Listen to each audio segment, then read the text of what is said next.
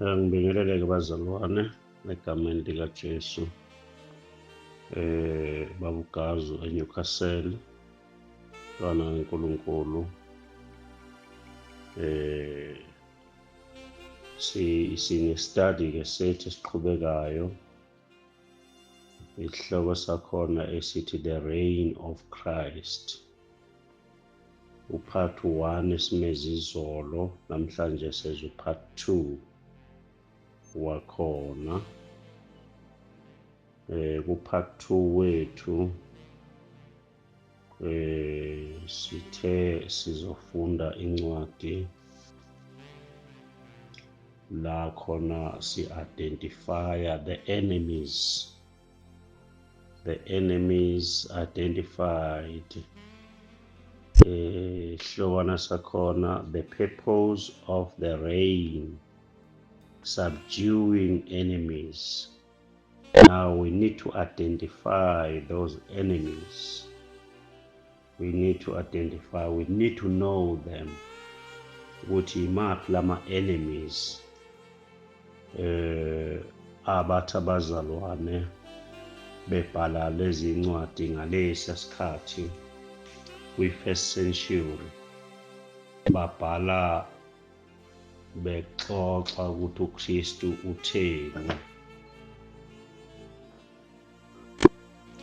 So-ke singena lapho-ke thina ukuthi the foundational apostles bakhulume batheni ngokubusa kukaKristu. Bathi uyobusa bese kwehlulwa izitha zakhe. Okay, asifundeni-ke incwadi la umpostoli uPawulu exoxa khona, sizwe ukuthi zingobani lezi zitha okufanele sinikezwe zona la kulesi sikhathi, noma kulesa sikhathi kwakungobani izitha zokukholwa. Athi uJesu noma athi uPaul, uJesu uzobusa izitha zakhe zize zehlulwe. The purpose of the reign of Christ is to subdue the enemies. Kwakuyiziphi-ke lezi zitha? Ngoba ngikholwa ukuthi bazalwane zanqotshwa ngekhulu lokuqala kwi-first century. Asifundeni-ke ku-chapter baseKorinte bokuqala, chapter 15, 24 to 26.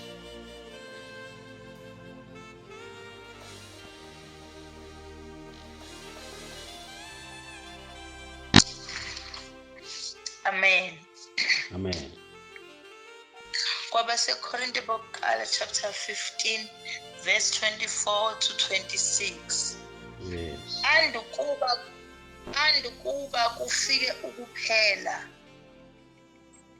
nxa enikela umbuso kuNkulunkulu uyise, lapho esechithile ukubusa konke nobukhosi bonke namandla. Verse 25. Ngokuba umelwe ukubusa aze abeke izitha zonke phansi kwezinyawo zakhe. Verse 26. Isitha sokugcina esiyakuchithwa singukufa. Amen. Amen. So-ke sesingakwazi nathi ukubala ukuthi izitha zakhe uJesu ngalesa sikhathi kwakuyiziphi, ngoba we need to identify them ukuthi nazi izitha ayikhuluma ngazo kulesa sikhathi. Awuphinde ufunde-ke, ufunde nje 24.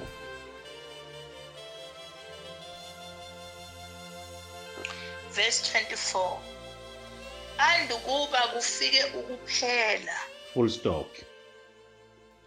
Andukuba kufike ukuphela. Siyakhumbula konje ukuthi ikuphi lokhu kuphela okukhulunywa ngakho la. Bantu abasha kakhulu. Ngihamba nani impela kulezi nsuku. Bantu abasha ikuphi ukuphela la okukhulunywa ngakho. Andu kuba kufike ukuphela. Mhlawumbe It is the end of the age. awuphinde futhi. The end of the age. The end of the age. Konjwa sengibuza komunye ke manje. Konjwa i-end of the age kusho ukuthini lokho? Kusho ukubhubha komhlaba. Until Christ ebuye. Until uKristu abuye. Kushuthi until uKristu abuye. Is that the end of the age?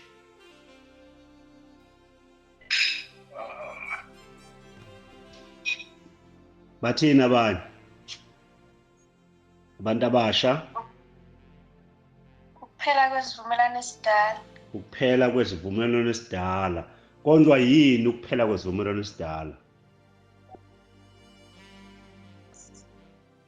Scatology. Yini eschatology? It's the end times. Yini end time? It's the fulfillment of ukuthi uChrist has done it all. He has fulfilled everything. Yini ayizonyamalala? Noma angibuzeke ngikhanye manje. Yini ayizonyamalala? Kulesi sikhathi. Umthetho nani? IJerusalem. IJerusalem, the building, iTempeli nani?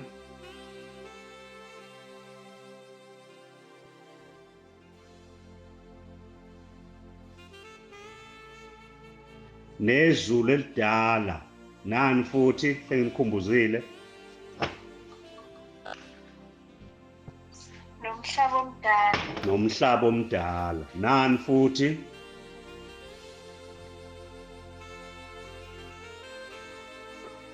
Neminikelo yokushiswa noma nemihlatshelo eyayenziwa, ama-sacrifices. Nembhabhadisa eyayenziwa lapho abantu begeza ey'ndishini, begezela ukuthi bazongena endaweni engcwele noma endaweni engcwele beyobona uNkulunkulu. Kufanele bageze ngamanzi. Konke lokho kwenza njani? Kwaphela. Konke lokho kade sikubala. That is the old world of Israel. That is the old covenant. That is the old age. That is the end of that age. Kuthiwa ke ngaphambi kokuba funda futhi 24 ngaphambi andukuba kufike ukuphela. Sesiyazi manje ukuthi ikuphi lokho kuphela esikhuluma ngakho. Ngoba omunye engathi ukuphela komhlaba, ukubhubha komhlaba, the end of human history, the end of the universe, the end of the planet Earth. Angithi yabona ukuthi asikhulumi ngalokho.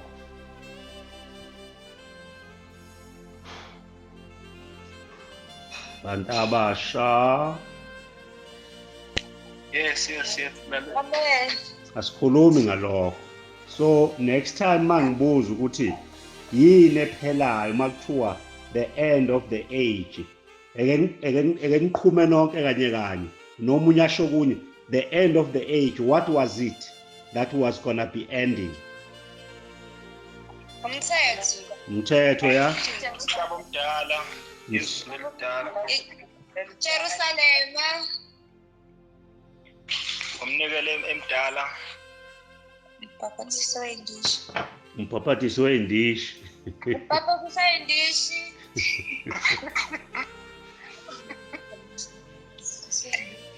Yeah, okay. So okunye ningakubalile bengifuna ukuzwa ukuthi nizokubala yini. Abapriesti,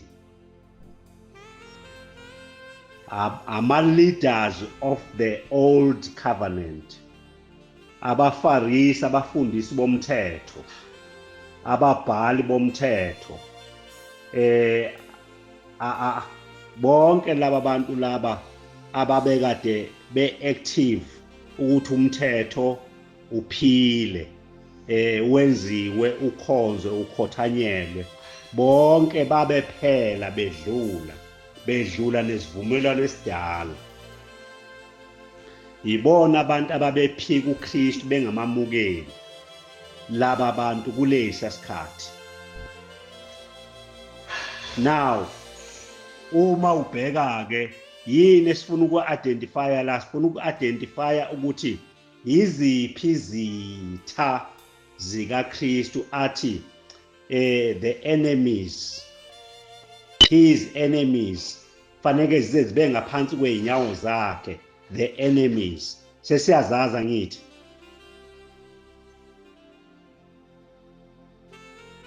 Yebo.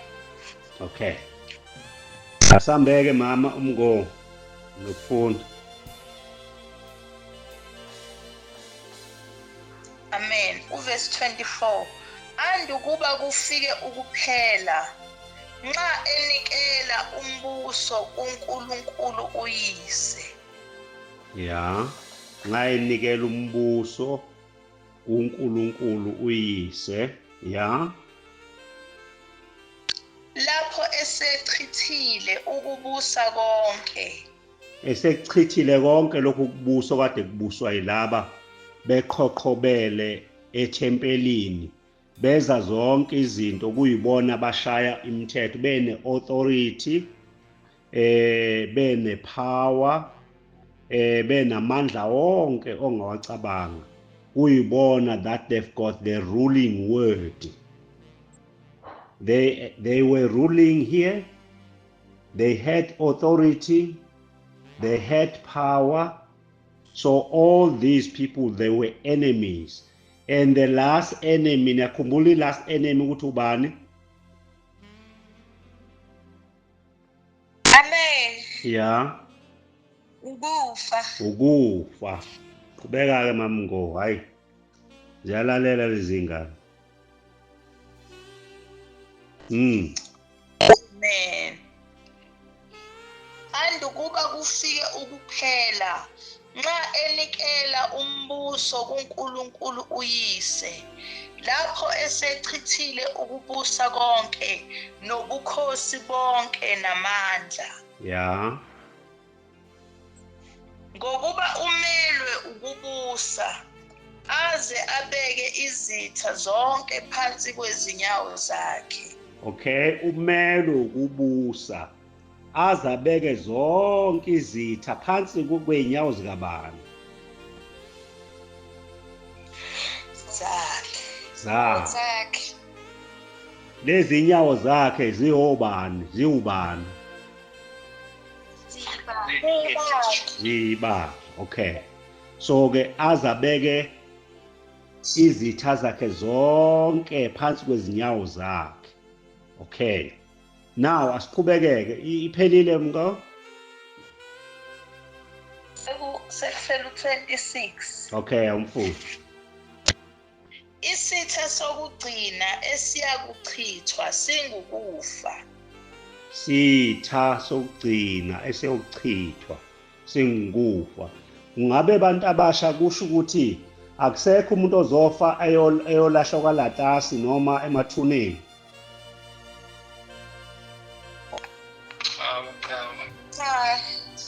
Ngiqinisile nje mana-ke manithi cha akusekho umuntu ozofa eyongcwatshwa emathuneni ngoba isitha sokugcina sesinqotshiwe. Nisho ukuthi akusafi umuntu njengamanje? Abasho i-physical death. Dual citizenship siphila la siphilele. Asisafi. Yeah, we're in a everlasting time.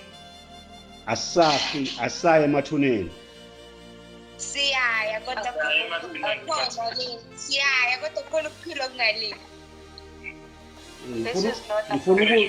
Ngifuna ukuzwa lokhu ukuthi makuthiwa isitha sokugcina esiyokunqotshwa noma esanqotshwa ukufa. Angithi lento is in the past tense angithi. Yeah. as enemies to be destroyed, culminating in death. Who are these rulers and authorities? Ukufa isitha sokugcina sakhe uJesu akufanele aqede ngaso achoboze ikhanda laso sife. Sekwenziwa lokho, is not in the future, is during the first century wakwenza lokho waqeda ngakho. It's a done deal. Njengamanje akusekho umuntu ukufa okunamandla phezu kwakhe ngalesa sikhathi kuze kufike kithi. Asisafi njengamanje. Now uma sikhuluma ngokuthi asisafi njengamanje ngoba ukufa kunqotshiwe, sikhuluma ngakuphi ukufa? Khona kade lokho ethi spiritual. Sakhile. Yeah, sikhuluma ngokuthi hayi ngalokhu physical masithi siyafa ngoba siyalala.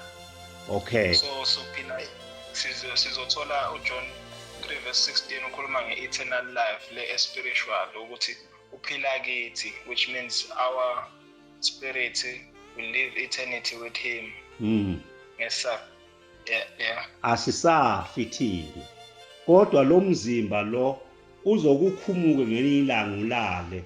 Kodwa kithi lokho akusikhona ukufa. uNkulunkulu akakhulumi ngalokho kufa. Khumbula uAdam. uAdam wathi maona kwathiwani? Kwathiwa ufile kodwa ephila for 930 years. Wazofika ku930 years ephila. Kodwa enjani efile. Kukhulunywa ngalokho kufa ke bantu abasha ukuthi asisafi. Asikhulumi ngalokho kokuya emathuneni. Ngoba masithi the end of the age, asikhulumi ngokuphela komhlaba, the end of human history. Injalo ke nangapha le ndaba. Makuthiwa ukufa kwashawa ikhanda kwanqotshwa, kukhulunywa ngokufa wehlukane noNkulunkulu. Wena noNkulunkulu ningabe nisazana. Wena usamazi uNkulunkulu ngoba ufile. Kodwa sidla nawe ukudla kodwa unjani? Ufile. Kukhulunywa ngalokho. Khona osalayo lapho.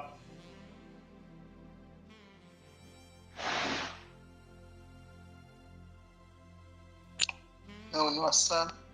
Nihamba nami, okay. Asambeke. Asiye usumfundile 26 angithi ma'am. Yebo baba. Ake sicoshe nansi evidence yalento esikhuluma ngayo.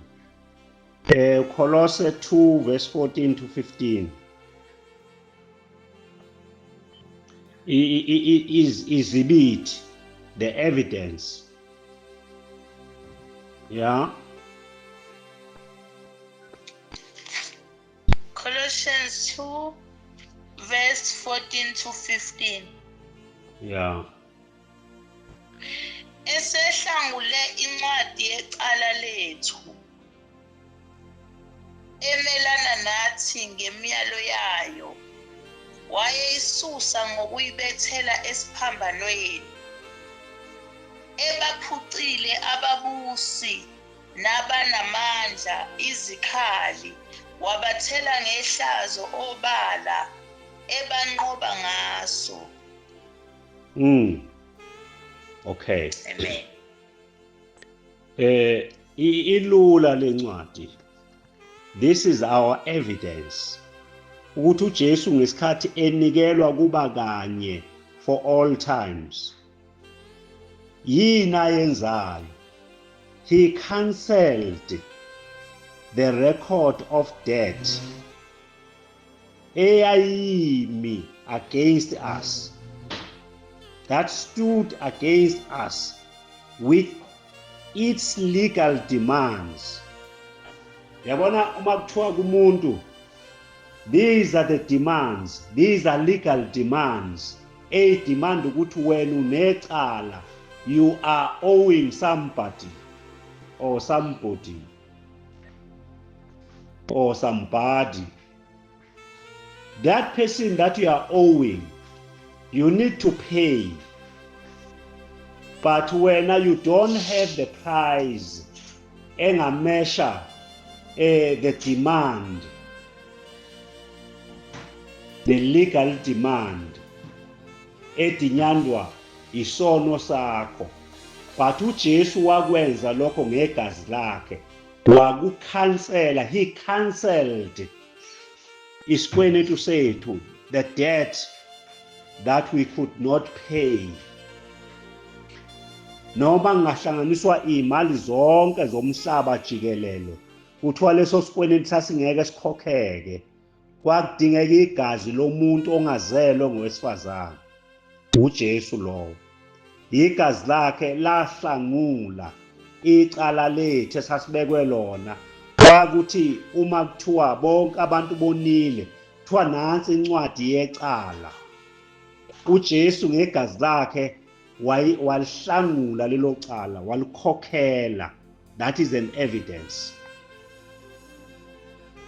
Esiyithola uPaul uma ekhuluma ukuthi uPaul uthi leli cala lakhokhelwa esiphambanweni. Kwase kuthi bonke abantu abakholwayo kusuka ngaleso sikhathi kuze kufike la kithi nakwesikhathi esizayo, in the future, bonke abantu abayokholwa icala labo lingena la ukuthi ngesikhathi esiphambanweni the debt was paid. Okay? Legally, umthetho wawusuphelelwe ngamandla, kodwa usamile ungaka-renew. That was not yet removed. But wona legally wawusuphelelwe ngamandla, umthetho could not demand anything anymore. From that time, uJesu elenge esiphambanweni, the debt was cancelled and the law waphelelwa ngamandla, waluza ipower. Ingakho ethi isitha sokugcina ukufa, ngoba sonke sasifa ngenxa yokuma komthetho.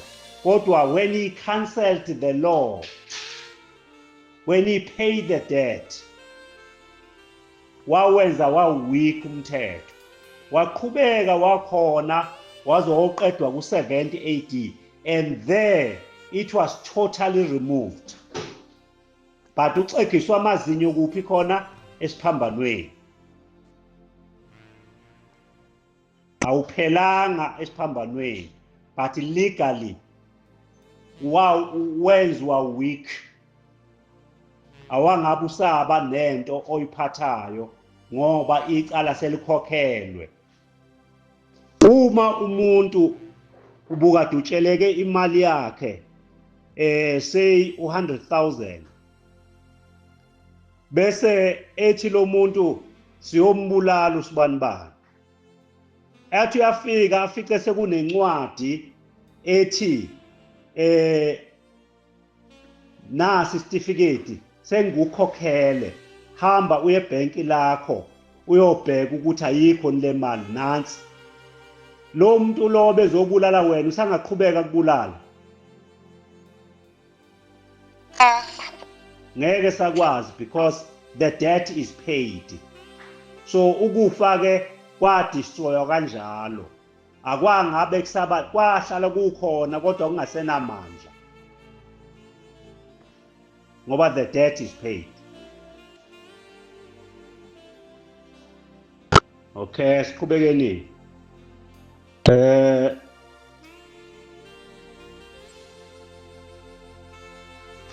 He disarmed. Okay, la kwelesilungu lithi this he set aside.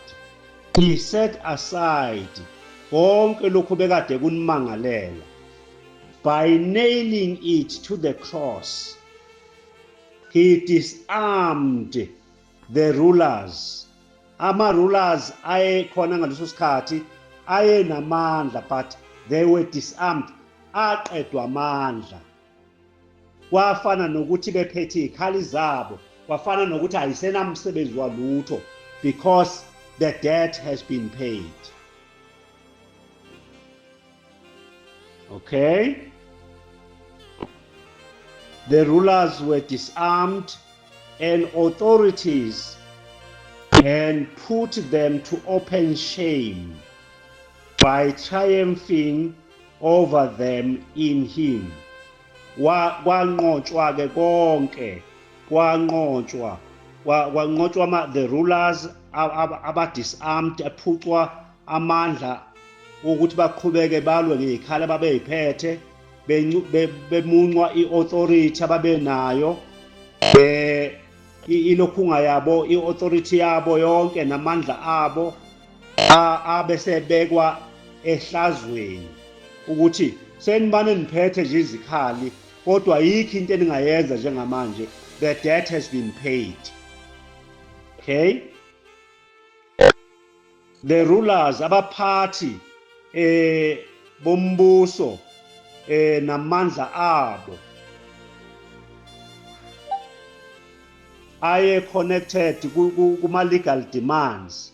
I-legal demands ukuthi umthetho udemand ukuthi laba bantu ababulawe, ababoshwe ngokomthetho, kodwa umthetho waphelelwa ngamandla ukubabopha. There was no legal demands anymore. Then the old covenant itself yabonakala isiyinto nje khona kodwa engasenawo amandla. Bonke ke laba babe ngama-enemies kaKristu. Then he had to disarm them because they were having amandla, be strong, kodwa nge-cross all this became vanity.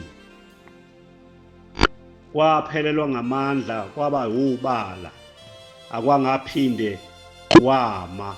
Asiye koba se-Efesu 6 verse 12. Nethempeli labo la distractwa ngalezi yakhathi noma lona lasalinde ukuthi lishawe phansi, libe demolished. Ama operations alo ame angaphinda sebenza, nqamuke kuphele ngawo, bese lokho kuba i-removal, the complete removal of the old covenant. Kwaqedwa kanjalo-ke, i-evidence ke sinayo leyo. Le evidence le iyona eyabenza yabathela ngehlazo obala emini abantu bebuka, kwathi abantu akade benamandla kakhulu bavele baqedwa nje ngesiphambano, kwaphela konke, abangaphinda bakwazi ukwenza lutho, bahlekwa yiwo wonke umuntu. Okay, sifunde ku-6:12 Ephesians. Ephesians chapter 6 verse 12. Ngokuba asibambene negazi nenyama, kodwa sibambene nemibuso, namandla, nababusi bezwe balobumnyama, nabawomoya bobubi emkhathini. Amen. So uPaul mayikhuluma ngalokho wayazi ukukhuluma ngani, unlike thina namhlanje masithi we do not wrestle against flesh and blood. Niyakuzwa lokho? Asikwazi thina ukuthi kusho ukuthini lokho. Ubani ongasho ukuthi uflesh and blood kusho ukuthini?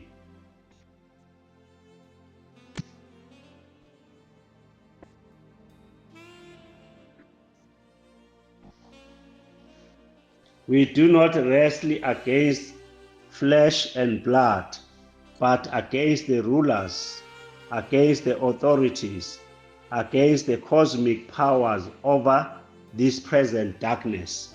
Yini le flesh and blood? Flesh, akasho yeah, flesh inyama negazi, akasho ukuthi akaphi nabanye abantu bathulwa nemimoya. Okay, angithi sesiyazi ukuthi ama-rulers obani, sesiyazi ama-authorities ukuthi obani. We do not wrestle against flesh and blood. Yini le flesh? Makuthiwa asibona benyama thina, ukhulunywa ngani?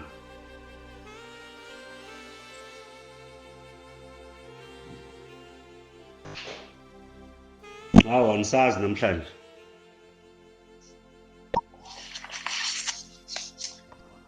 Amen baba. Yes. Sikhuluma yebo. Kukhulunywa nge-old body okuyi-old covenant. Yes. Makuthiwa nje flesh kukhulunywa ngaleya body leyo. Kuthiwa ke asibambene nenyama, we do not wrestle against the flesh and blood.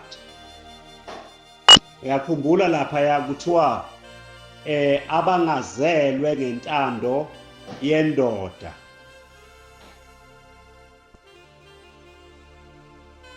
Ubani lo uverse 12? Awuye kuJohn 1 verse 12 no 13.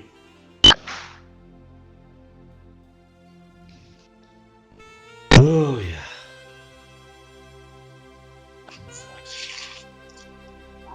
Johann chapter 1 verse 12 and 13. 12 and 13. Yes. Kepha bonke abamemukelayo wabapha amandla ukuba babe ngabantwana bakaNkulunkulu, labo abakholwa egameni lakhe, abangazalwanga ngagazi nantando yenyama nantando yendoda, kodwa bazalwa nguNkulunkulu. Yes. Angithi yabona kukhona uzalo akukhulunywa lapha njalo uNkulunkulu mayikhuluma. Ayikho into asuke yikhuluma ngokuzalana kwabantu. Uma ikhuluma ngozalo, ukhuluma ngokuzalwa kuyisigaba lesiya esasizala, sizala abantu ngokwenyama. Kube abantu beflesh bazalelwe ekufeni. Lo mzimba lowo is the flesh. Now kodwa uNkulunkulu ukhuluma manje ngokuzalwa ngokwentando kaNkulunkulu, hayi ngokwaleya ntando, ngokwasemthethweni. So ke sikhuluma lokho ke uma sikhuluma leya ndaba leya esithi we do not wrestle against flesh and blood but against the rulers. Okay, abantu la umthetho uphethwe yilaba bantu. Asikwazi ukulwa nomthetho, sichitha umthetho, kodwa kuchithwa izitha, kubulawa ukufa ngokuchithwa kwezitha. Izitha obani? The rulers, the authorities, and death. Konke lokhu ikhona ukudinga kukhukhulwe kuyophoswa le, bese ke umthetho ungabi namandla. Angithi umthetho ukhomba isono. Njalo umthetho uyamangalelana ukubonisa ukuthi wonile, umthetho lowo. Uma kususwa ke ababusi abaphethe umthetho, umthetho uphelelwa ngamandla, akasekho uzowunikeza igunya neauthority namandla. Kuyaphela ngesikhathi kuphela ayisekho into ezokutshengisa isono. Ngesikhathi kuphela into ezokutshengisa isono, ukufa kuqedwa amandla, konke ukufa kuyaphelelwa ngamandla. Akusekho umuntu ozofa ngoba isono nasi sikhonjiwe. Isono inkokhelo yosono yini? Ukufa. Uma sekubulawe izitha zenkosi uJesu, konke lokho bezinakho, into ebezinayo bezinomthetho, umthetho ukhomba isono, isono siyabulala. Zonke ke lezi zinto ziyaphela. ziqedwa ukuthi uJesu ufike wanqoba izitha zakhe. Kuyakhanya abantu abasha. Yakhanya kakhulu. Amen. Okay. Asambeke sizothi ke these rulers and authorities are spiritual powers that operated through earthly institutions. Uyazi ukuthi la bantu laba bebesebenza ngokwama institutions akhona emhlabeni abanikeza amandla ukuthi uma umuntu engawugcini nje lo mthetho, he must be killed, he must be nailed on the cross. I-institution, ithempeli imali alikhona ilona elikhulu eliphethe imfundiso yonke nabapristi bakhona, the whole system. So ke kwakumileke lokhu ku spiritual nakho njengamanje asabambene sekwaphela lokhu asisabambene nalezi zinto ngoba kusekho bazalwane. Singathi mase kwakukhona ngalesi sikhathi abapostoli ku first century, yes umthetho wawusekhona usamile kodwa ungasenawo amandla.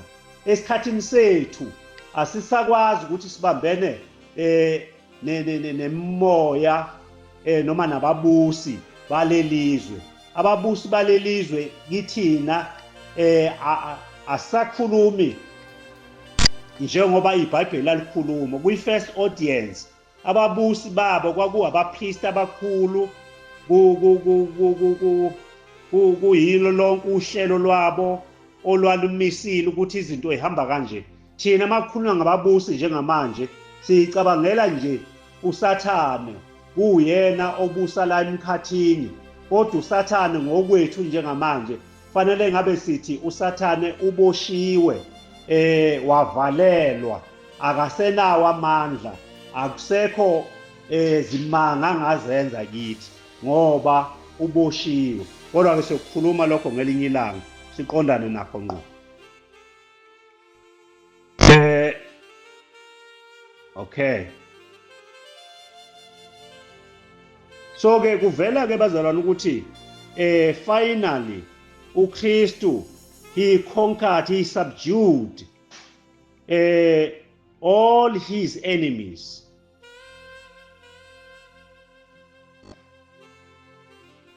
Ngoba the covenantal structure that had humanity in bondage, the law, sin, death, sengakhuluma ngalezi zinto zontathu. The law, umthetho oveza isono esithi uma usenzile inkokhelo yakhona ukufa. Ukufa kuthiwa sekudestroyiwe, akusenawo amandla, kufile, is destroyed. Isitha sokugcina asisekho kule new administration. The spiritual powers that administered them they are no more. Bekuyimaphi ama spiritual powers ebe administer konke lokhu? Bekuyilo lonke loluhla labapriesti nesystem yasethempelini yonke. That system has collapsed, is no more. Esikhathini sethu asisenayo into enjeya, asenalutho. Amen. Ake sigcineke lapho, sesiyoqhubeka ngolesine, sesiqhubeka kuba se-Efesu chapter 2 verse 1 to 6. Ngisuka ngenzela njalo ukuthi nifunde nibe ready ukuthi yiziphi into ezilandelayo. Nabase Kolose 3 verse 1 to 4. Nifunde sobe sesiqhubeka lapho. Sesikhuluma ke manje ngovuko lokuqala, the first resurrection. Ekubuseni kukaKristu akakwazi uKristu ukubusa abantu besalele, kodwa lokho kwakuyokwenzeka ku 70 AD, kwakuse in the future ngesikhathi sabo. which is not in the future to us. To us it is in the past.